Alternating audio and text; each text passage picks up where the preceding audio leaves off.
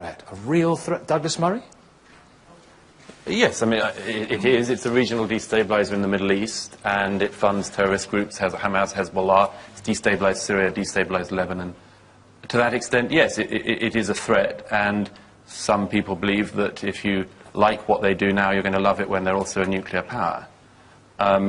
So to that extent, yes, of course. It has a long history going back 30 years now, or certainly since the revolution. Is Israeli's assassination of Iranian nuclear scientists, is that not terrorism? I would just say that it's very unwise to assume that that's the Israelis carrying that out. Nobody knows who it is carrying out the assassination of scientists. One of the people killed the other week was one of the leaders of the Green Movement in Iran. There are a lot of things going on in the Middle East. There are a lot of countries in the Middle East that really don't want Iran to become a nuclear power. I don't think we should think it's only the Israelis. I think the idea of using personalities to discuss the idea that this country will go to war with another one in the next few months is, you know, as Tony Benn says, it's issues, not personalities. It's not just President Obama. It's not just President Ahmadinejad. But replying to the point over there, the U.S. National Intelligence Estimate says Iran is not a nuclear threat.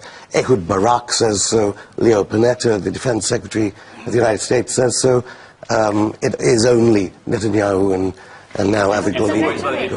Douglas Murray. It is always lovely to hear somebody who works for the Press TV citing the US Defense Secretary as an authority. I seem to remember only very recently you weren't doing that. Why is it you believe this Defense Secretary when he says one thing that you agree with, but you wouldn't? I don't agree. Hang on. I'm just saying that is what the general consensus is amongst policymakers, that Iran is not a threat. Just quickly before this lady speaks, that's not the consensus at all. That's just not the consensus. It's your opinion. No, I'm taking the statements by You're Ehud taking Barak, those selective statements by certain people. Well, the U.S. National Intelligence. We could all cite the opposite. Yeah. So why are they? Peter Jenkins, former ambassador, I'm afraid I'm a little bit frustrated by this discussion. Well, let's hear from you, Peter. Because there is actually no evidence that Iran has taken a decision to manufacture nuclear weapons. The leaders of Israel have been trying to persuade the rest of the world for 20 years now, ever since 1992, that Iran is a threat. But as I say, there is no evidence that it is trying to manufacture nuclear weapons. There's no evidence that it's given radioactive material to its friends in the Lebanon, the Hezbollah, although that would have been a very natural thing to do if it was irresponsible. All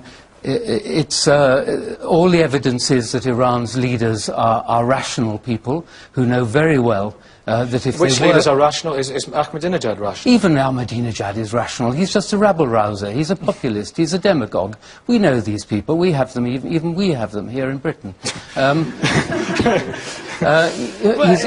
myth of the Holocaust? Iranians are very intelligent people, and they're by and large very rational people. They know very well that the world would be united in condemning it and taking action against them if they were to cross the threshold, breach their nuclear non-proliferation treaty obligations and start manufacturing nuclear weapons. At the moment, they're still on good terms with Russia, with China, with most of the countries in the developing world, contrary to Western rhetoric which says they're isolated. They're not isolated at all. Why won't they let, Peter, I mean, you're former ambassador to the International Atomic Energy Agency, why won't they let the inspectors go where they want to go?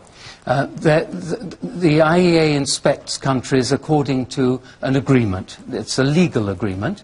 The IAEA has, Iran has always allowed the IAEA inspectors to go where it's entitled to go under that legal agreement. The one area in which they have so far made difficulties relates to allegations which are not covered by that legal agreement, and there Iran is, for the moment, claiming that those allegations are untrue.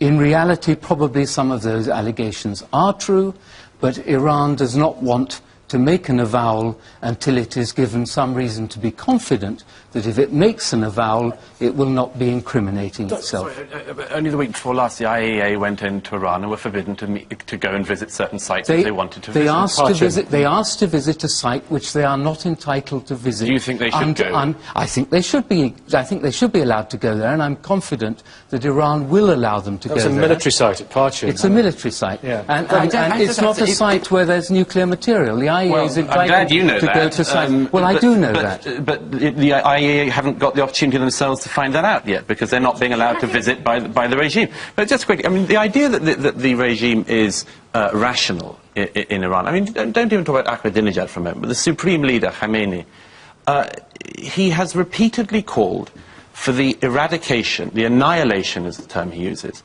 of a UN member state. No other country in the world, Israel, no other country in the world is led by a leadership that continually calls for the eradication, the annihilation of a whole people. Most Middle East dictators in the Arab world say things like that. Jenny Tong, of course, a Liberal Democrat peer, thrown out of the Liberal Democrat Party virtually this week for saying something a bit like that. I think anyone in the Middle East... Would you want Jenny Tong to have nuclear weapons? I think most... I mean, it's... Well, I think if you we just outlined, twist the coalition. They don't have nuclear weapons. But I think, as we just outlined before, what we have is most people in the Middle East fearing that Israel cannot last in its current configuration. There will be a one-state solution where they live together, Palestinians and Jews together. Peter, let's put Peter back, Douglas, and then we'll come back to you. Peter. This kind of rhetoric calling for the elimination, not of the state of Israel, but of the current regime that governs Israel. What's the effective difference? Well, we'll come back to that in a minute. Just let me finish my point. Iran's leaders have been doing this since 1980, and yet for 12 years, between 1980 and 1992, Israel's leaders were trying to have an alliance with Iran, which had been the state under the Shah previously.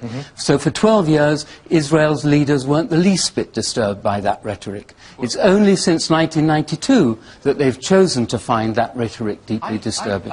It is extraordinary to try to claim that it is the fault of the Israelis when a neighbouring state denies that the Holocaust of European Jews occurred, sponsors international Holocaust deniers to come to his country and also to deny that horror. To then have the leadership, not just one member of the leadership, but all of the leadership of that state calling for the eradication of the people who are the descendants and in some cases the survivors of that Holocaust.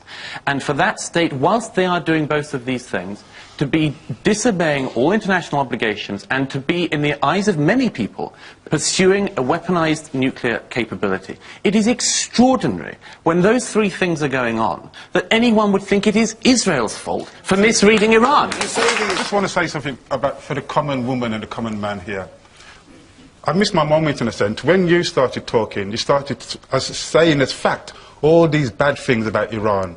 When Nikki mentioned the assassinations of Iranians, you said, oh, that may not really have happened. I said you should be careful. I know, I didn't say it didn't happen at all. No, you misheard that. I said it would be very unwise to think that we know who is doing that.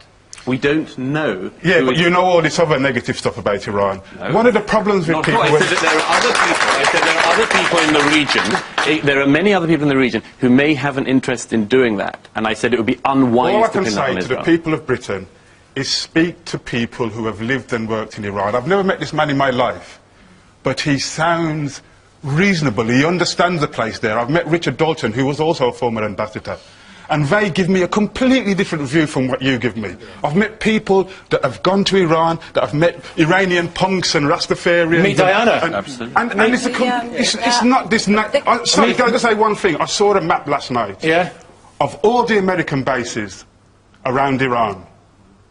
Hundreds of them, looking at Iran, and Iran is a threat to us.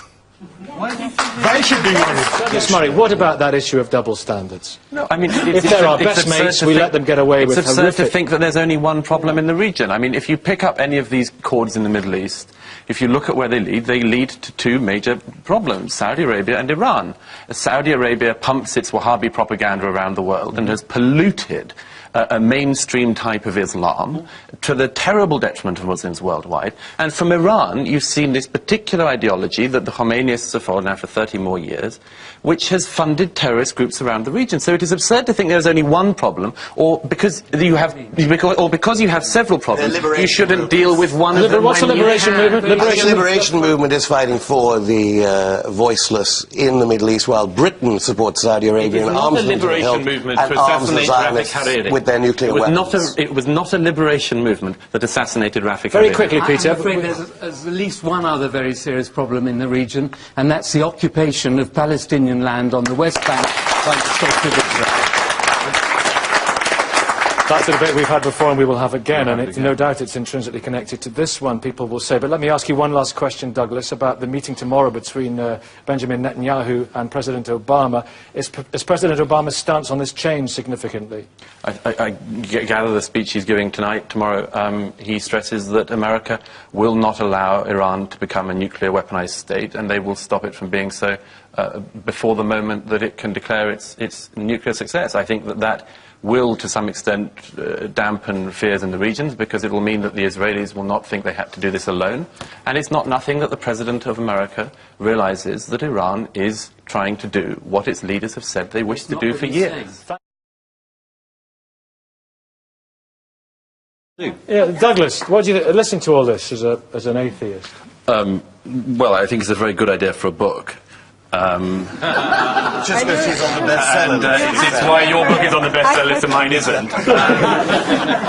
I can't read or write, you have to remember. Sorry, Lorna, sorry? Yeah, I couldn't read or write. I'm dyslexic. And I can't even say the word properly. And as a child, the angels used to say I would write about them and God, and I literally took no notice. And it was when the angel Michael, when I was married, with wheeling one of my children home, said it was getting near the time to write. And I just looked at him and said, how on earth does God expect me to write one book when I can't read or write? I was very little, just, exit. But you dictated it, didn't you? You dictated it. That. Yeah. And he just said how it would be sent, and someone did come along and buy me a speakeasy. You speak into... Dictaphone. Okay, well, sorry, Douglas, what were you saying? You were saying... No, but I mean, it just seems to me that, to an extent, whether you believe this is the case or not, it's dangerous to an extent if you take advantage of the credulous and people's fears and real fears. And people have a real fear of death. What did Steve see in that? People have a real fear of death, and they always have done, they always will do. And there are always people who can provide explanations for what happens. If you tell people they're looked after, it makes them feel better than if you tell them they're alone. So people who believe in reason on these things are always at a disadvantage, because we don't have soft fairy tales, and we can't take advantage of the credulous, and we can't claim that angels say rather banal things in our spare time. Not only that. I mean, Reverend Canon Sam. Yeah, I mean, Steve's story gives a lot of comfort to some people, but I always think about those who don't have those experiences. I mean, I believe in angels, but I mean... What do you mean you believe in angels? Well, I think... On the M62? Yeah, well, you listen to these stories and you've got to think, OK, that was an experience and it could be interpreted otherwise, but... I mean, I worry about those who don't have that sort of... If here's Carr, if he had have died that evening, he would not be saying anything about the angel. Lots of people just die on motorway crashes. And that's the point. And they don't go, you see, the guardian angel let him down. Yeah, that's the point.